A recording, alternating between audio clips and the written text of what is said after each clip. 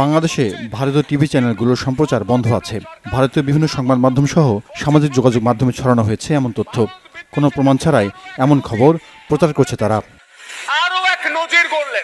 সম্প্রতি বাংলাদেশ সহ নানা দেশের বিভিন্ন ইস্যুতে এমন ভুয়া খবর ভারতের একাধিক গণমাধ্যমে প্রচার করা হয়েছে।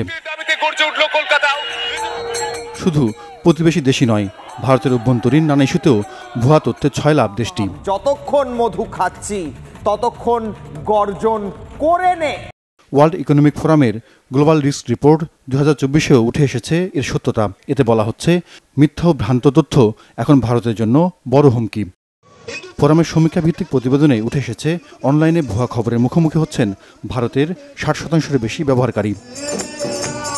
গবেষণায় ব্যক্তিগত তথ্য সংগ্রহ, বুলিং, অনাকাঙ্ক্ষিত যৌন বার্তা, মিথ্যা তথ্য ও ভুয়া খবরের মতো অনলাইনে বিভিন্ন ঝুঁকির বিষয়গুলো বিবেচনায় নেওয়া হয়েছে। এসব জরিপে বিভিন্ন সেক্টরের প্রায় 1500 বিশেষজ্ঞের মতামত নেওয়া হয়েছে।